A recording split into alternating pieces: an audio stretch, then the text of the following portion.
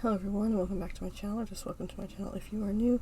In this Speedpaint, I'm going to be drawing my new Demon Slayer OC, Homura. Now, as you may or may not know, a while back I did create an Demon Slayer OC based off of the song Gurenge, which I did make a video of. If you want to watch, I'll link it in the description if you want to watch it. And yeah, so when I made Gurenge, I actually hadn't watched Demon Slayer in general yet.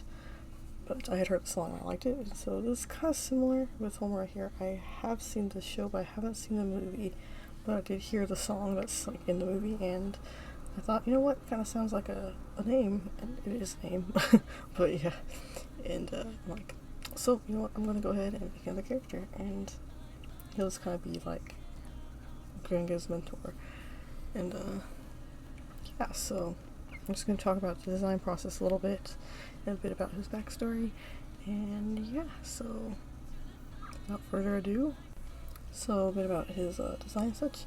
When I hear the song Homura, it kind of feels really warm to me, if that makes any sense, like warm and kind of a little bit hopeful, and so that's the kind of character I kind of imagined Homura here to be, and was a more like a warm, sweet character who's pretty much very sunshine to everybody he meets, and yeah, so that was kind of the type of character I imagined to be. And while, for those of you who don't know, Homura actually means flame, so that name means flame, and I was gonna do him like a fiery type themed character, but I was a little bit too scared of ripping off of Rengoku by accident, because like everywhere you would see the Demon Slayer movie like promoted, or any kind of like Homura song cover or instrumental cover, like Rengoku's face was on the thumbnail. It was just everywhere. You pretty much associate the song with his face, and so I didn't want to accidentally rip off of him. So instead of doing like a fiery type character, I ended up kind of making Homura a bit more of like a sunny, sunshine type character. So I kind of based him more off of like light in the sun instead of the flame. But I mean, the sun's basically a big burning ball of fire anyway, right? But yeah, so that was what I ended up going with instead of fire. And as far as the color palette goes and stuff, in the end he kind of almost resembles Zenitsu just a little bit, because his color palette's kind of similar, though I feel it's a bit more orangey compared to Zenitsu. But yeah, and also his kind of like boxy type hair I ended up giving him. But I thought it was kind of interesting way to draw hair. I really like that from the Demon Slayer style kind of has a lot. Some of the characters have that like boxy kind of hair, and like Zenitsu, and so I kind of want to imitate that. And while it's not perfect, it's in my style and all, it's still a lot more like boxy than normal to draw hair. But yeah, so he kind of ends up resembling Zenitsu just a little bit more, but I tried my hardest to make him different. And for his Haori thing, I ended up doing, I think that's what it's called, Haori. I ended up doing like sun and stuff. So he has a sun patch on his right shoulder, and sun in rays, sunbeams design on the back. So you can probably see the little reference I have popping up here. And yeah, I also made the end of it jagged edged, so that it's supposed to imitate, you know, when you draw a cartoony sun, how you make those like triangle shapes. That was kind of the idea behind it, having a jagged edge. And also with the little like orange spiky pattern at the end of his sleeves, I was also trying to be tied back to a cartoony kind of sun, and also to tie back a little bit to flame and fire. I felt like a little fiery too, since that's what Homura actually means. And for his hair, I ended up trying to gradiate it, once again trying to imitate like a sunshiny glow, and so it's dark orange at the top, the roots, and then it kind of fades into a lighter yellowy orange to an almost white yellow gold. And the dots below his eyes are just something to add interest. I kind of was pulling a little inspiration from some of the eyeshadow items in the Pony Island reading game that I do play, and some of the makeup items will have little dots below the eyes, and I thought it kind of looked interesting. I don't know, I just kind of liked how it looked, so I ended up putting those on him, and they just colored like his hair. And yeah, and his katana has a sunshiny handle too. Now for the sun patch, I was originally put on both shoulders, like that's how I originally intended for Gurenge too, because when I designed Gurenge, he has a little lotus patch on one of his shoulders. I originally meant for it to be on both sides, but then I kind of felt like one side made it look more interesting.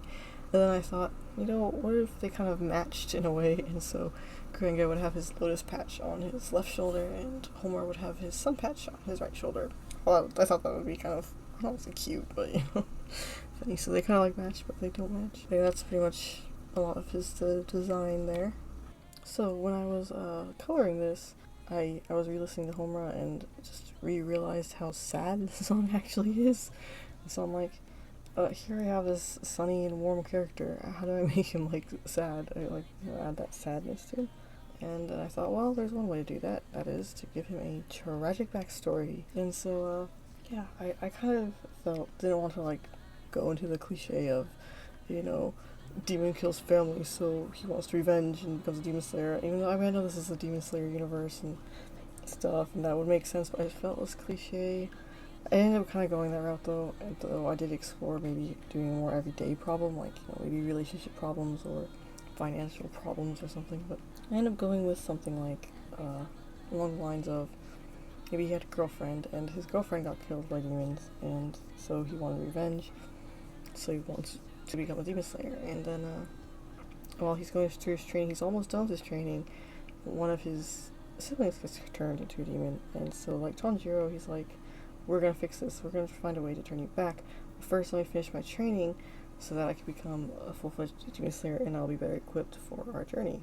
And so he finishes his training and passes the test and goes home to go tell everybody, just to find that his whole family, pretty much his whole family's been murdered except for his demon sibling who's sitting on the floor in tears. And it's just like, Homer's standing there like, no, this isn't happening. And his demon sibling's like, yes, I'm sorry, I didn't want to do this, but I just couldn't hold back the hunger any longer, and so I'm sorry and such, please kill me.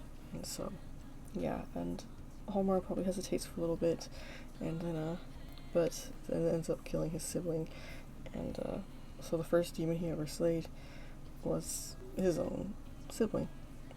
And I felt that was a pretty sad backstory. I almost kind of feel bad doing that to him, but yeah, so that was...